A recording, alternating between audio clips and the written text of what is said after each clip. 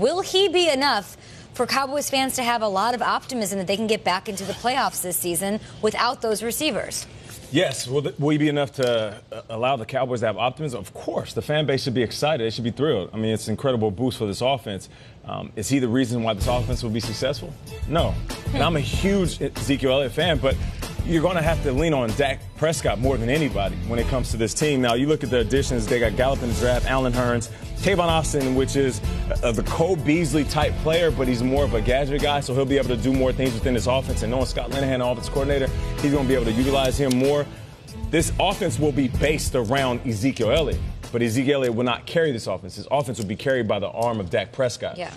If he has an incredible season and he starts fast and finishes strong, Cowboys will find themselves in the playoffs. But if he has the inconsistencies that we saw last year, they'll be looking on the outside in. Having him on the field for the full slate, of course, will be a benefit. But it's no secret that they run the ball. That's what they run the ball more than any team in the league. Yeah. So without a clear threat at wide receiver, having Jason Witten on the field helps him. Like, that's a legitimate wide receiver or tight end as a wide receiver. Or you had Des Bryant always there taking some attention.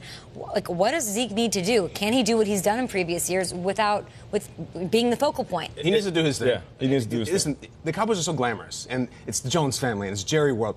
The thing that makes this team go is Frederick and Martin and Collins. It's the lineman. And I know it's not sexy and it's television here, but no, you're right, though. Look at the Cowboys. It's Nate Newton and Larry Allen. I love Troy and Emmett, those guys. Those big dudes hung the banners. So it's the line up front. I still think they're the best line in the league. Zeke's going to do his thing. Yeah. I will say this, though, Kay, as it pertains to the receiving options and who they have out there. We saw Cam Newton last year go out there with a team that we called the Law Firm, a receiving core of guys you'd never heard of, late-round picks, undrafted guys, and play great. Cam is an MVP talent. It's a real litmus test on Dak Prescott because the real quarterbacks who survive in this league, I'm talking Brady, Brees, whoever, they don't need a Des Bryant. They don't need a Jason Witten. They need three warm bodies, and they're good enough to do it themselves. Dak should be that guy. If he's not, we'll know a lot. Well, let's take it a step further, though. If you're Allen Hurns, if you're any one of these young wide receivers, Terrence Williams, Beasley, Gallup, who's the draft pick, now all of a sudden you're in a position where the starting wide receiver, the legend that was in front of you, is now sitting at home. I remember playing for the Vikings, and I got the news that Randy Moss would not walk back in this building.